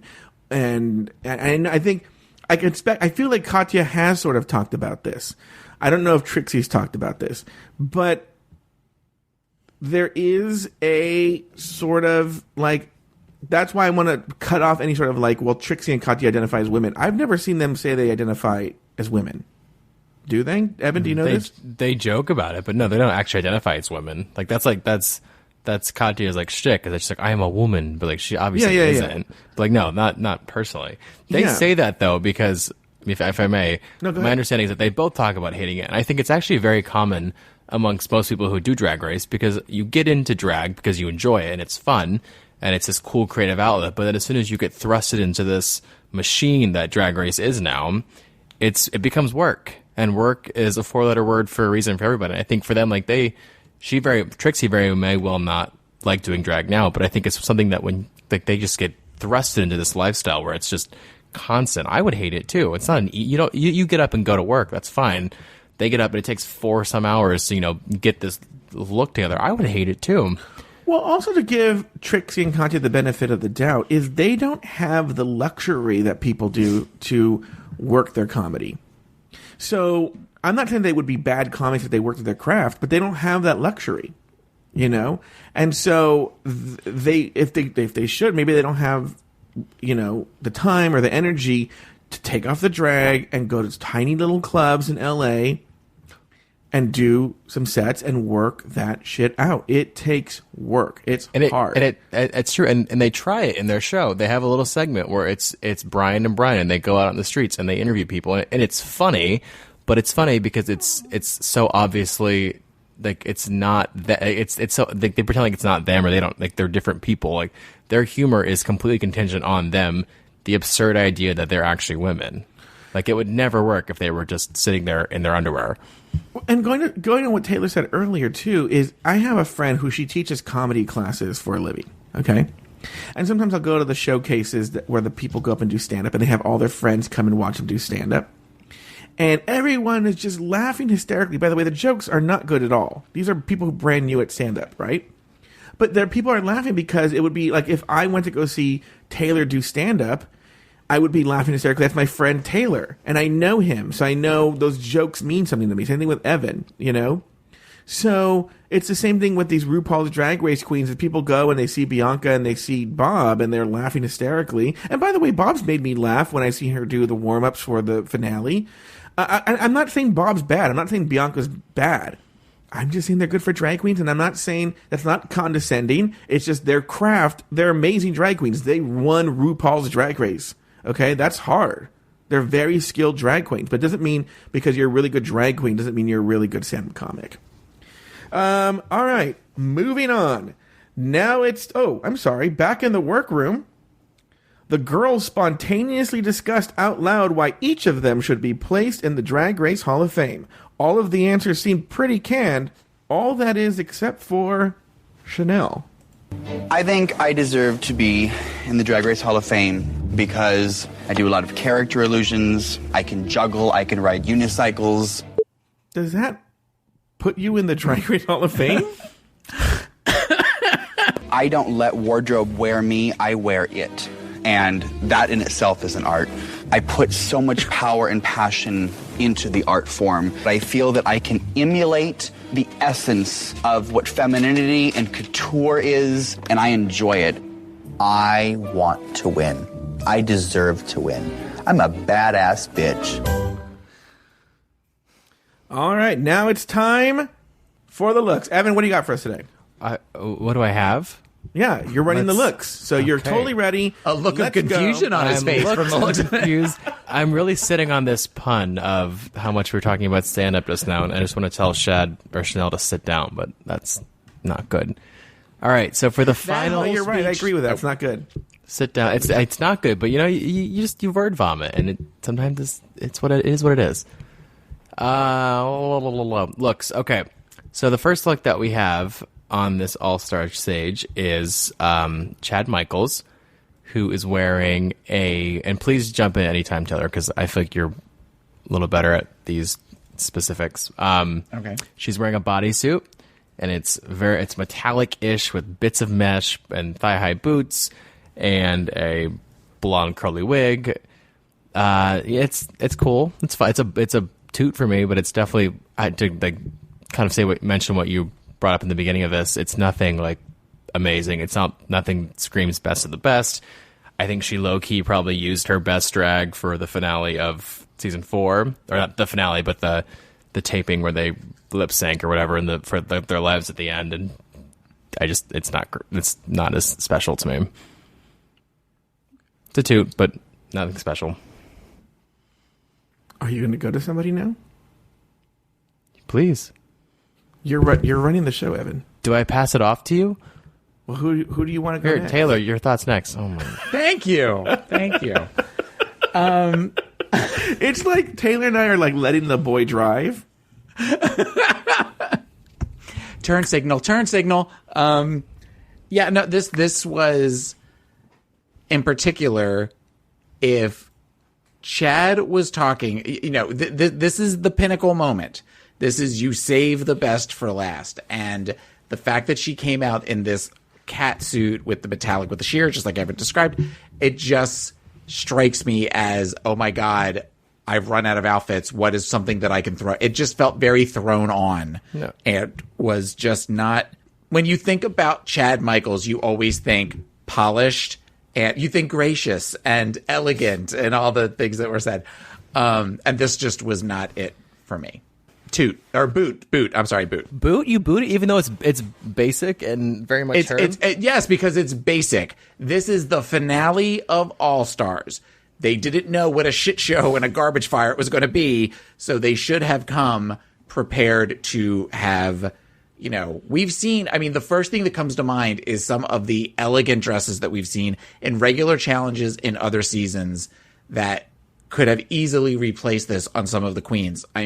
One of my favorite all-time looks, speaking of Bianca Del Rio, is the Bianca Del Rio black and white look. Poof. Something like that should be saved for a finale of an all-star season. And especially with somebody that was expected to go as far as she did, it's disappointing. It's a disappointing look from her. Joe? I don't hate it. 2. That's it? All right. Next up, we have Jujubee, or Airline, who is wearing Loation Couture. Jujubee is wearing a cerulean, as Meryl Streep would say, dress. It's got like a weird train in the front. Why would Meryl Streep say that? Because she says it in The Devil Wears Prada when she's talking about the pilots, that long thing. What's her name in The Devil Wears Prada? It is... Oh, fuck. What is her name? Okay, that means that's bullshit about Eve that you don't know. No, stop. I do know. Wait. It's Miranda Priestling. No. Is it Miranda Priestley? Priestling, right? It's Miranda. It's Miranda. Her name is Miranda. Priestling. Hold on. No. That I do know that movie. Miranda Priestling. Oh God. It is Priestley, yes. Ooh. Yep. Okay, so, and she has that whole monologue, whatever. She's wearing, so Jujubee is wearing that dress with what looks like really odd, they're like cream-ish shoes that I think don't actually have heels. They're like the weird, like chunky fronts, whatever. And Michelle talks about not liking them. This is, again, this is a boot for me, just because it's nothing really exciting. Taylor, passing the driver's stick to you. Hey. This was not a flattering look for her. I thought that her padding in the hips and the ass were too big for her small frame. And again, kind of a basic dress. It kind of looks like, and I get that she does I look like I work at the mall, but this particularly looked like she worked at a cheap store in the mall. So this would definitely be a boot for me as well. It's like the outlet store at the mall, yeah. Joe? And Taylor Loft. Ooh. Boot. All right. Welcome to my world, Evan. This is what he does. Wow. All right. Next up, next up is Raven, who is wearing a oh God, what is this? This is something. She's not wearing much, but she's wearing granny panties that are black and high, like waisted up above like the belly button. She's got a bra on with this like beautiful sheer cape or whatever you want to call this, with a very like platinum blonde wig. She kind of looks like a Malfoy, like whorish stepmommy. I'm obsessed with this. I think she looks stunning. Would I say this is a grand finale of an all-star season look? No, but this is definitely like I think what she says, I'm giving the essence of Raven 6. I feel like this is very much her, and she looks phenomenal. So this is a total toot for me. Taylor? Number 1, I want Horish Malfoy to be my drag name one day. Well, I'm here for that, yeah. So, number 2, I give this look a boot. Oh, really? Because it goes back kind of to the whole thing that I was saying before with the theme, but in particular, I look like very Veronica Lake to me. Like that looks kind of like what she was trying to do. He has no idea who that is. That's why I said the name. I just was curious if he was going to just nod his head or Who's Veronica Lake? Clay. I have no idea. Okay. Google it later. Okay. In particular, Raven's makeup is horrifying in this. It's horrifying. I think it's stunning. It's awful. It's awful. With the weird, chalky, and if you look, she's drawn her lips where she almost looks like the Joker, where they are way too far out. Because it was one of these that I'm like, I should like this look because I love the whole sheer with the big shoulder pads and where you could see everything. But there was something off-putting about it. That and all of the little flyaways and split ends on the wig. From the neck down, I kind of liked it, but I was so distracted by we shoved our face in a bowl of Bisquick and then kind of drew things on it. It was horrible. That's so odd that you say that. I got the same feedback from the few boys I hooked up with on Grindr. Interesting. Joe? Boot. It's really surprising to me. I think she looks so good here. No, you're wrong. It is a little. You're wrong. It is a little. I mean, it's good for a drag queen, but you know. Again, you're wrong. You're wrong. All right. Next up is Amateur Night at Red Lobster. Chanel, who was wearing something. It's a crustacean, weird showgirl velvet red. It's almost like what Hanny, the girl who did the red velvet cake, like thought she was going to look like, and then she just, I don't know. This is tough for me. What are you talking about? You remember when Stacey Lane Matthews was like, she wore this like velvet red like dress. Yeah. I totally forgot about that. And she thought she was so fierce, and then like, I don't know. It's that same color for me, but this is tough. This is really tough. This is a big crustacean boot for me. Yeah, this is a hermit. This is a hermit crab shell. No. Everything's not necessarily better down where it's wetter because It looks showgirl, but like in like not on the strip, like 3 or 4 blocks off the strip. No, like bikini rock bottom, Dragnet at the Krusty Krab. So yeah, it just looked heavy, and there was nothing even remotely glamorous about that headpiece that she had on. It like. Oh God, it was just horrible. It was just really, really, really bad. It's funny too because she's had stuff that looks cool. Like I mean, whether or not it's like a taste thing for some people. Like her drag is. There are times where you may not appreciate it, but she looks cool and expensive. Like you look at this close, this looks like it's made of foam. It looks cheap, and that's why I appreciate what she thinks she was doing, but it's not good. And also though, I would say the reverse to Raven, other than that I hated this dress, was that I thought her makeup with the red mascara, the red that kind of went into the smoky, was very, very pretty. Yeah, I'll give her that. Yeah. So, but still a boot. Joe, you love it. Look, no. This is what I think. This is my take. She looks like an amputated toe came to life and ran away to like Orlando and got a job at like one of the like theme parks that's trying to like do a knockoff of Disney and hoping to get like the runoff customers and some sort of like mermaid type show. If all the weight that Mama June lost like reformed. Yeah, you know, that's a good idea. Like all like the extra skin got a job in Tallahassee at Tallahassee. This is very Tallahassee. Ladies and gentlemen, coming to the stage, Miss Tallahassee. Yeah. It's a boot. Let me find out it's a toot. I don't do boots like that. It's not good. So that's all I have. Have you ever finished a sentence in your life? I just finished it. Don't do boots like that. I'm going to cut this clip. What timestamp is that? 131? Okay. 131, like 20. I'm literally going to send it to you. I'm sure so I'm sure I trailed off it. That's me thinking of trying to say something terrible, and I abandoned shit. Well, you're succeeding. I abandoned it half shit. All right. You hate me today, don't you? I don't hate you. To quote Willem, the opposite of hate is not... What is it? To hate someone implies that you care. I'm indifferent.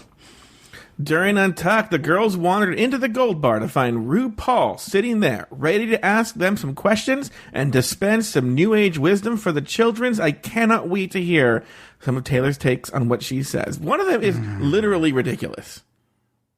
Let's start with Jujubee. And this is coming from someone who likes new age shit. Mm-hmm.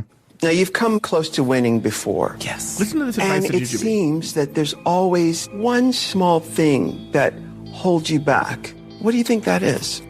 You know, Ru, I am a people pleaser. You know, I try to make everybody else around me very comfortable, make everybody smile. I feel like I was born to make people happy. With that being said, I find myself almost stuck at one place while everybody else that I alleviate moves on and transitions. This is why people do what you just described. Okay, listen to her advice, what she tells Jujubee to do. Listen to this. It's because you feel uncomfortable with the natural progress. If someone's falling, your natural instinct is to go and to get them, and that's really true for all of us. Mm-hmm. What would happen, though, if you allowed them to fall? I'm one of those crazies, maybe, that think that we all work as one organism. When one thing is off, it affects everybody. That's why I feel the need to fix. Yeah, because you're an empathetic human being. I'm not saying, we'll talk about the psychology of this afterwards, but Ru's advice is cuckoo crazy. Like, yeah. Yes. But it's not your job to fix everybody. You're doing the world a disservice by trying to repair everything. Okay, so I never saw it like that, but Like thank you. sociopath. I am a people pleaser in life. I'm gonna stop it though. Ain't no homeless man taking my change now. Let's move on. No homeless man taking my change. Why is it bad if you see someone fall down to help them up? And I'm sure there is, like, look, I'm a person who is the opposite. As everyone knows, there's nothing I hate more than a twink crying.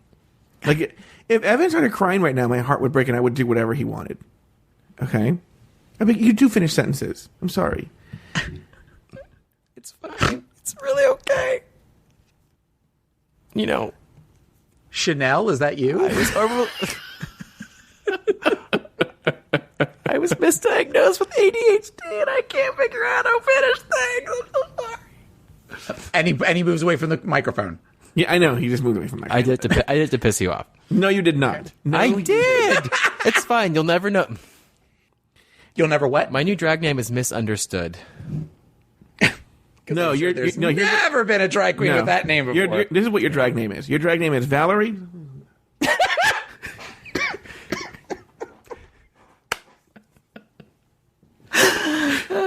Okay. Have you seen that skit, the SNL? Speaking of SNL, with Maya Rudolph doing the national anthem, where she's like, she's being Christina Aguilera. She's holding a note and she goes, But Evan, that's what you do. I know. Well, now I know. Our own little Christina. Yeah. Yeah, I'd be fine being little Maya. What were you guys talking about, though? Oh yeah, Taylor. What is your what would be the hot therapy take there? What would you have told Jujubee? Nothing that RuPaul said. I mean, the thing about fixing people, again, yes, if we don't fix everybody and we step over people, then that does kind of make us a sociopath. But I think that it's when you fix other people in spite of yourself. You know, the analogy I always use is taking care, you know, if the airplane, the bags fall and you're with somebody that can't put it on, you put it on yourself first before you put it on the person who needs help. And it sounds like what Jujubee is doing is that she helps other people before she helps herself. And that's a problem. But Ru's saying, just get the parachute and jump off. Right. I don't like this airline joke. Are you guys attacking her culture, her name? To Raven. Now, I was surprised in the workroom. You had tears in your eyes when you said you didn't want to disappoint me. I don't want to be here again another week and have you look at me and say, why the fuck did I keep her here? And I feel like I'm letting you down. And I'm sorry. Meanwhile, RuPaul's just beaten off right there on the table. Do you feel like you've disappointed me? Now, sashay the last away. 3 weeks, I feel like I have. I feel that Is this me or Raven? I came to a certain point in each No, I challenge love and you, kind Evan. of froze and didn't take it to the places you wanted me to. But now, sitting here with you and these other three, I feel that I have redeemed myself. And I'm fortunate and lucky to be here. I feel completely confident after talking with Ru. The reason you're here is because you're Just about to fuck you over, girl. You're at the top of your game right now, this very moment. Right For now, second a long, best. long Second time, best. This is as good as it I've been gets. the only bitch in the game. Now you kids are there, and it's so exciting to have mentored new vampires to suck the blood out of all these unsuspecting people. Right. It's great. It is. Chad. Yes, ma'am. Yeah, you're always so poised, and I'm blinded by how together you always are. Thank you. Thank you. What lies beneath? The skeleton of a 55-year-old man. I think that it is really a matter of, I feel a lot of pressure. I put forth a certain standard, and people always expect me to live up to it, and sometimes it's hard to. I don't want to disappoint, anybody. I don't want to disappoint my family or my fans. But it's pressure I put on myself, and I know that surgeon. That it's always been about striving to be perfect. Yeah, that's a lot of pressure for a kid. That's interesting. I've been going through something recently where, every time I think about it, I get this ping in my stomach, this and I When I realize swallowed my that blackberry. my ego wants to keep feeling that feeling to get that ping because I'm addicted to that, when the truth is, if I don't have that thought, I don't have that feeling. So I'm just retraining my thought process to not go there and say, Ru, you're doing it again. Yes, Taylor? This makes no fucking sense. It makes no sense. It makes no sense. The very end of it makes sense in that she is describing cognitive behavioral therapy. Mm-hmm. She's describing CBT, which is something that I do with probably 90% of the clients that I work with. But the whole, I'm addicted to feeling gross, so I keep doing it, that kind of goes against what CBT is. There are things that I'm doing that I don't like. So we figure out what is it that you're doing? What are the thoughts behind it? What can we do to move past it? And the way she does this whole thing of where it has nothing to do with what he's talking about, and it has nothing to the whole thing.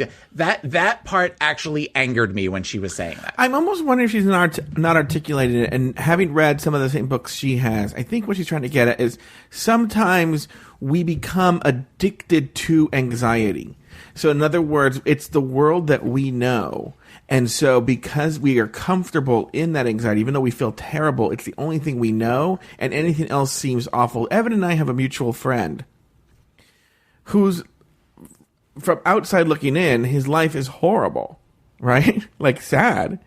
But I think he's addicted to feeling that way. Does that make sense? And I think that's kind of what she's getting at. Well, better the devil you know. I get that. But most people that... And he literally knows the devil. And at some point, though, the idea is to move beyond that. Ideally. All right, let's move on. So, in essence, it's a payoff. Are you willing to let go of the payoff you get from thinking of yourself as not perfect? Mm-hmm. Talking to Ru just kind of helped me realize that I need to stop worrying about being perfect and trying to please everybody because it's impossible. Okay.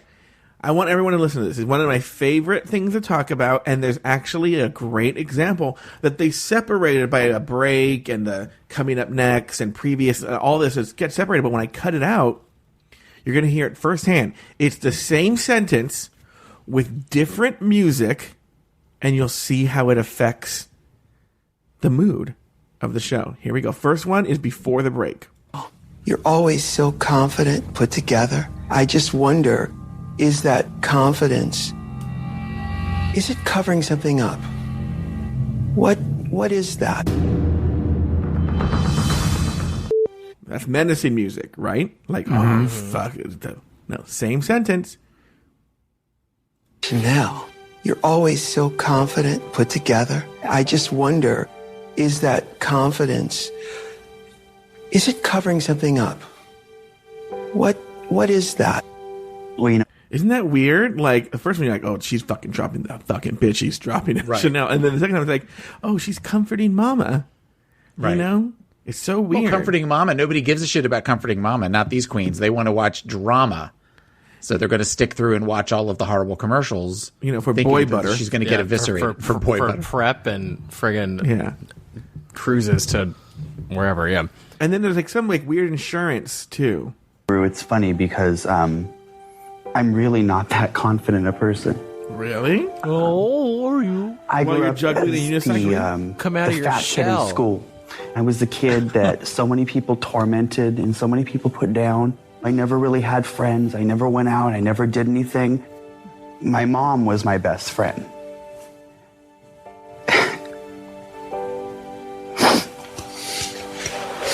It's okay.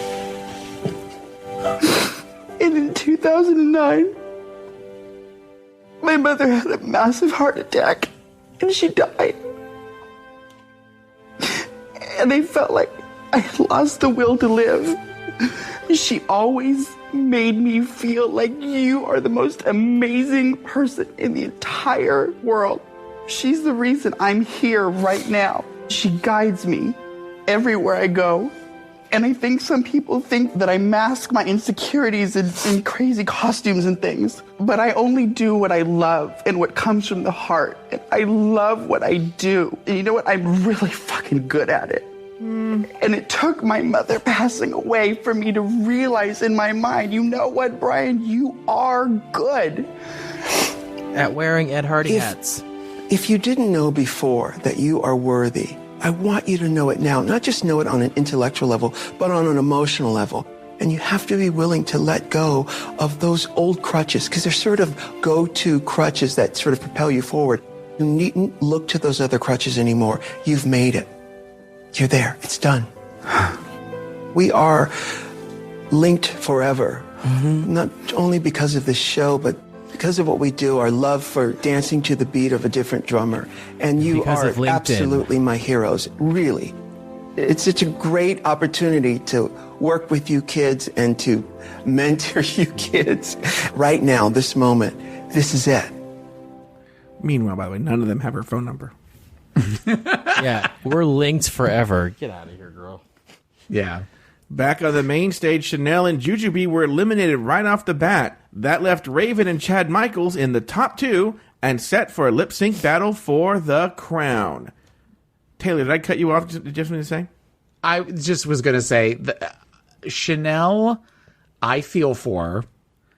Chanel, I feel for in the way that I felt for Ben de la Creme when she told her story about her mom and that she was kind of the chubby kid that was bullied and that kind of stuff. That speaks to me. Which is funny because today, Evan's the chubby kid that's bullied. I am. Evan's not chubby, but it worked in the joke.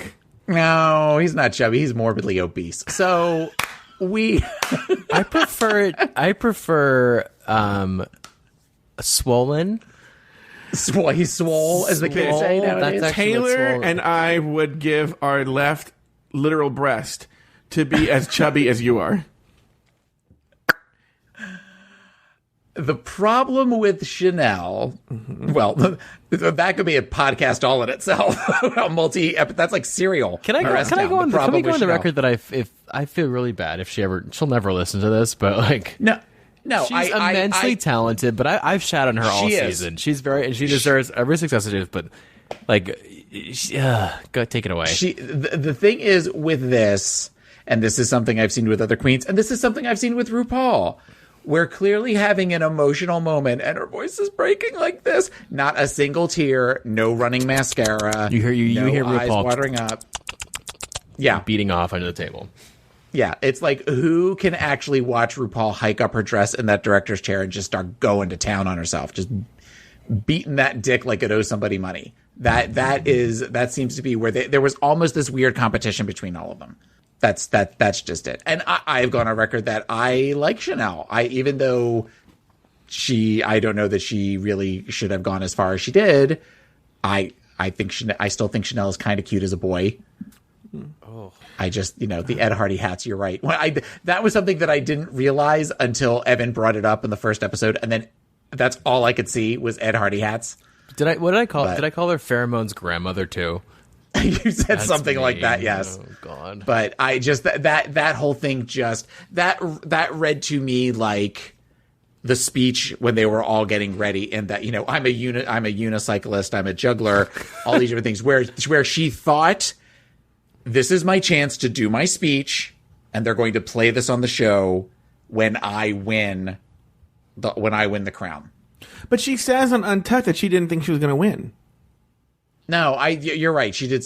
That is true. As I said that, I recognize that. But I think she was looking for her moment, and I think that she had two opportunities: the speech of where I'm a unicyclist, I'm a juggler, and then this whole thing of this is my life, this is my passion, and I am fucking good at this, and all that kind of thing. She was looking for TV moments. She recognized there were going to be TV moments, and this was one. And she was also just trying to get all of her skills out on a digital resume, that when she doesn't win Drag Race All Stars, she can at least let people know that she can unicycle and juggle.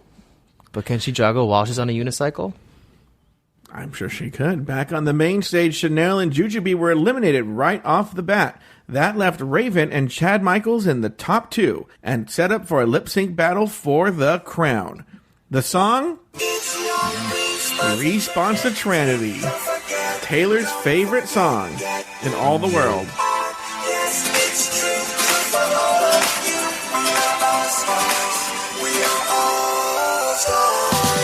Both girls gave it their all, but Chad Michaels was crowned the winner of All Stars Season 1 and earned her spot in the Drag Race Hall of Fame. Ladies, any final thoughts on the episode? I have a question, or something that actually was brought up through the entire season, and I kind of wanted to bring it up. When they would do the thing in the beginning, right before they would show the logo for RuPaul's Drag Race, they would have all of them standing and kind of moving to the big picture at the end of the wall that for Drag Race for the All-Star winner. This is making sense in my head. I know it's suddenly all jumbled, but most of them were in their 60s outfits, except for Mimi I'm First and Pandora Box, who were wearing completely different outfits. So, do you? It's just it's like little details like that take away from the, they go away, they get on the airplane, they move. Obviously they kind of hung around in a hotel and they said, okay, well now we're going to have you all do this where you all kind of bow to the pictures. Well, you can look at Pandora's face. Pandora looks pissed.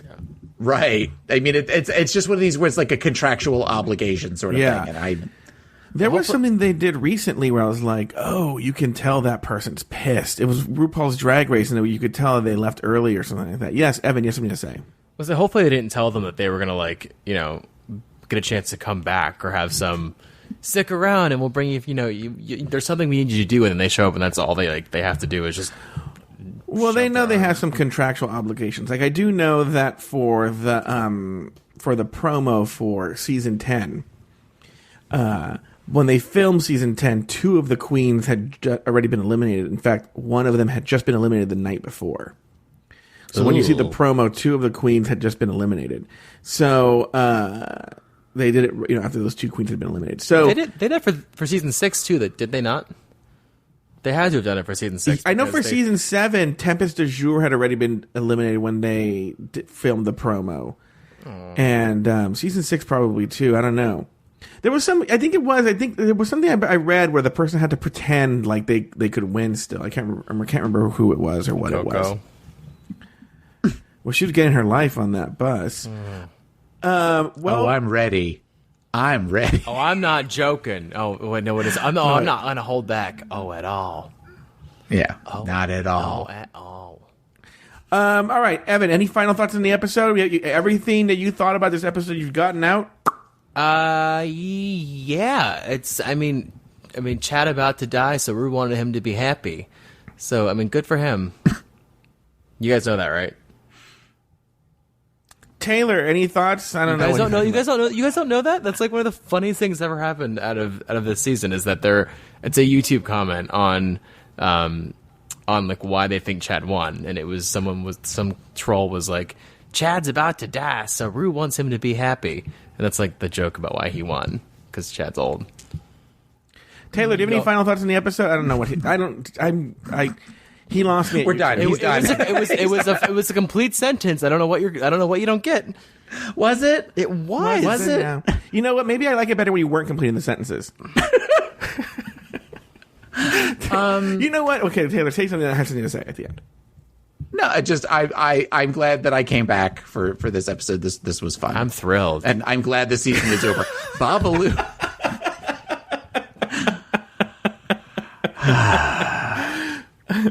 Babalu hated this season. Oh, he should. Oh, yeah, no, he was just like, he kept saying, why are we watching this? And I'm like, well, because this way I kind of go through the arc with them on the sidelines, and then that way I come in at the end. But this was not strong. And the fact that I remember really enjoying this season makes me question, as we talked about before, all other seasons of Drag Race. You know what? You're right, Taylor. I liked it too when it first came out. Yeah. I liked it too. And then I will say that I have two. Well, you were two 4. thoughts. That was last year. I will say that I really hate the season, but I appreciate it now because I think it, like, if you were to look at Drag Race on like a timeline, I think you could structure like different eras or sagas of like what the TV show has been elevated to. All Stars 1 was a hot ass mess, but I think it had to be terrible because without it, like, you really wouldn't. It could either have gone much worse afterwards, or it could have only gotten better. And I think whatever happened during All Stars 1, they figured it out, or something worked from them fucking up massively. Because season 5 was incredible, and like I think it's just only built from there. So I appreciate it, but it's been bad. But I do think that Ru has never looked better. Consistently, one of the best things about this entire 6 episodes, like if you name one time Ru did not look good in drag. You could argue that like there are times, or like recently, where he's maybe not looked his best or her best, but absolutely stunning this whole time. What do you think about how she looks in the promo for All Stars 3? Oh, I'm obsessed. She looks. The All Stars 3 promo is so incredible. It's like conceptually what I think that they wanted to do with this promo, but with like the budget and the discipline from having a terrible season like this. They, on the record, the promo for All Stars 3 has been incredible. I'm so excited, and I like kind of know what happens, and I'm still excited. I don't know anything. I don't want to. Shut up. I'm not going to say anything, but like it's like the fact that I'm pumped about it is based on what they're putting out is telling for me. No, okay, all right. I want to say this, and this is from the heart. Evan, get out. Come on, Jasmine Masters. No, what I was going to say is Evan Ayres done fucked up Drag Race recap. Yeah. Evan Ayres done fucked up Drag Race recap. No, what I was going to say is Taylor and I were mean to you today, but notice that I think that's a good sign. Like, we were polite to you in episode 1. Oh, and yeah. Today we feel comfortable enough with you to take the piss, so to speak. And so I think it shows how much you've grown on this show, that we feel comfortable with you, and that we are so happy you're here. And I think you did. I think you grew a lot during this season, and I think that was really I did fun gain to see. 7 pounds, so thank you so much for noticing. Did you want to gain 7 pounds? Who wants to gain 7 pounds? Ethiopians. Well, that's insensitive. No, but thank you. This has been really nice, and I've had a great time, and I can't wait to leave. Well, that concludes this very special season of RuPaul's Drag Race Recap All Stars Season 1. We would like to thank each and every one of you who have spent your hard-earned money to support our show, and we hope you enjoyed listening as much as we enjoyed creating it. Which, you know what? I said this as a joke last time, and I really mean it. I did not enjoy creating this at all. This was awful. So, for Evan Ayres, Taylor the Latte Boy, and myself. Okay, let me wait. Okay, full sentences. Oh my God. Sashay away until never again for me. Sashay away until what? Season 10? Taylor, All Stars Evan, 3? there's a script right in front of you. It's a complete sentence. I don't know how to read that. Taylor, just do it. Sashay away until All Stars 3. No, it's just sashay away. We end every season with just sashay away. Every season was well, then just cut out the All Stars 3. Sashay away. Sashay away.